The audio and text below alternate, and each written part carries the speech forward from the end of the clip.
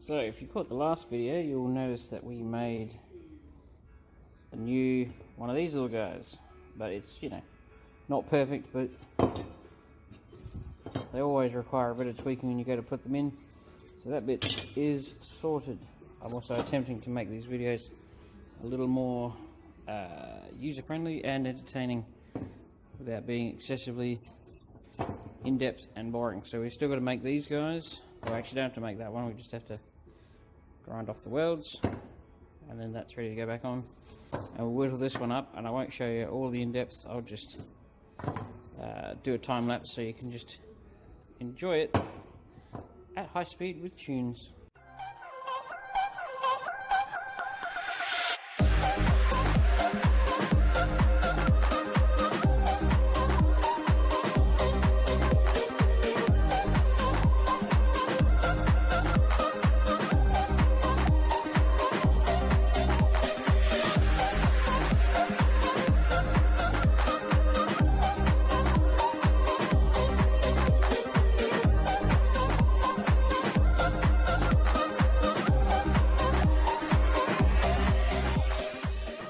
Watching at home, you'll notice that we've made some progress.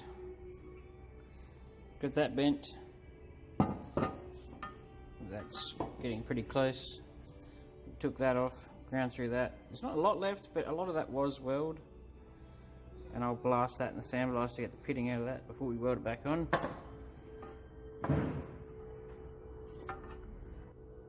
So, give you some idea.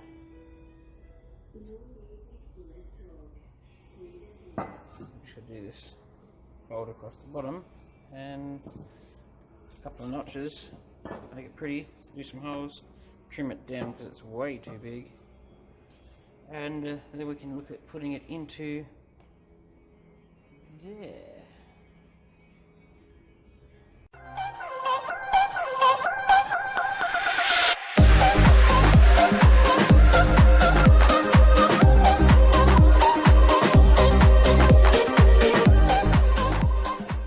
Back with this, and we've trimmed it down as I make a whole lot of noise. Now, the keen observers of you will notice that that actually leans back slightly, which says that there is a curve running that way. So it goes as well as going that way. That one's easy. The harder one will be, you'll notice that you go like that. This one leans back, this one goes straight. So this one, I'm going to attempt to put some stretching through here to get it to lean back. It might be difficult because the thing can't actually grab very far because it's not the most expensive one of these guys you can buy. Some of them have further bits in here where they have a bigger channel, so this tooth is further out effectively, and you can put a shrink or a stretch further in the panel. That'll come later down the track when I have more money. But at the moment I only have to do from about here up, so it might be able to do it. I just have to stretch a little bit. It might look a bit funny, but a quick one of those over it, you will never notice it. You might notice that some of my stuff is snap-on. Problem is, some of their stuff is actually really good. The sockets and stuff, way over expensive, doesn't need to be, but some of the air tools, unfortunately I have to admit, are actually very good. But the snap-on cut-off wheel doesn't have this feature, so I went for the Blue Point one, which is still their brand. But these have all been going for 6 years plus, when I could afford them, and they've copped a hell of a lot of abuse and still going strong. So I strongly recommend you get some, although they're expensive. But back to this, let's get this happening.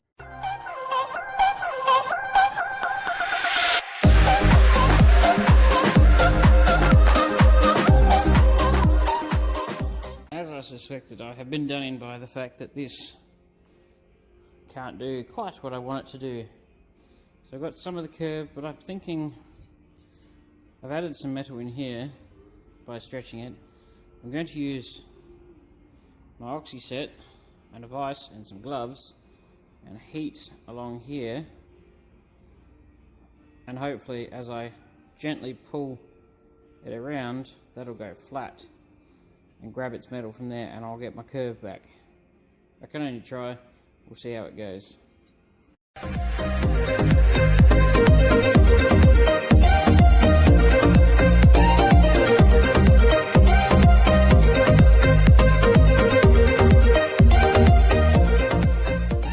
It was somewhat successful, but I have another idea. I'm going to use a flipper mounted in the vise, so I can hit it here and add steel, because a flipper does the same thing as a stretcher. Well, it's adds, you can buy the ones that shrink it, but I have one that makes it bigger, and I can't believe I only just thought of it. But we are winning with getting that curve. So, more thoughts. So, we're ready to put these in. Obviously they do need some tweaking before they go, not before they go in, that's all the tweaking they've ever had, but everything always gets worked a little bit more as you trial fit it into the hole where this one came out of. And it's easier to have a slightly bigger piece than a piece that's too small.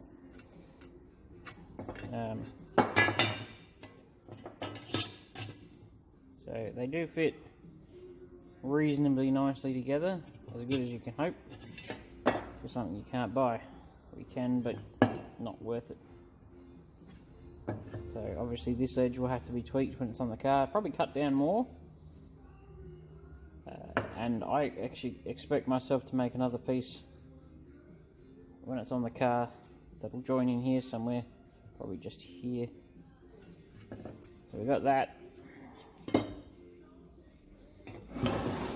and we've got this guy. So that one's made.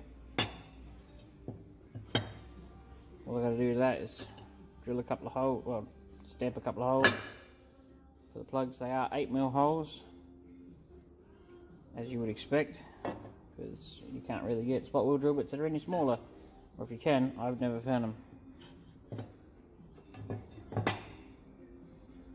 So we're moving on to that very shortly. So I should discuss exactly how I'm planning on doing this, because most people will think I'm batshit crazy, and they would be correct. But I'm very keen on keeping this style line exactly where it is, which is why I've done it the way I have. I may have a suss in there to see how bad that seam is. Normally I will do it anyway. If it's not that bad, I won't do it. Sometimes I do, just because I like to be sure, but if I can get away with not doing it, it's just hard to tell how much rust is in that seam. And it's not that hard to do. What I did on the other side was pretty much what I'm doing here. So I made a piece that would inherit, and as you've seen it, line the door up, tack this in so it's attached to here, and weld it in there so it's holding that. Do the same here, so it's holding that style line where it wants to be, and it's welded down here. Then cut this piece out, put a fold, slight curve, easy as it sounds for most people, and then go in from the other side, because there is good access in there, and plug weld that to the sill panel, and then just zip and join them all together and be done with it, and then you'll have pretty much this whole section rust free. You don't have to do this, but if you want to be damn sure that later down the track when you're driving your car you don't get rust stains peeling down the side of your car, it's probably not a bad idea to just get it open, check it. I mean, it's not that hard to do. Better than being dodgy, which I've seen plenty. A lot of them don't even have that line because people just bog straight over them. It's supposed to be there. But yeah, that's how I'm going to do it.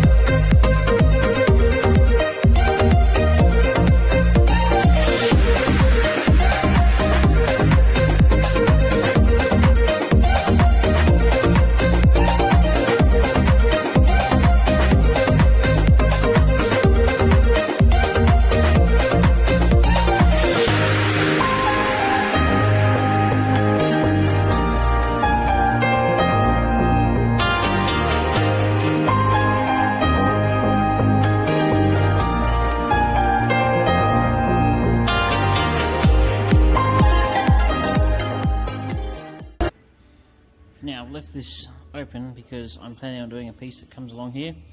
So a good chunk of this will probably get cut out, because if you look in there, I've got a good lip that goes under there, so that's where the old one was, so that's going to come to there anyway.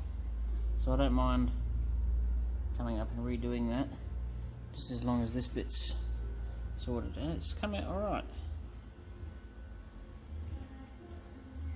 Can't win everything, but it's not too bad.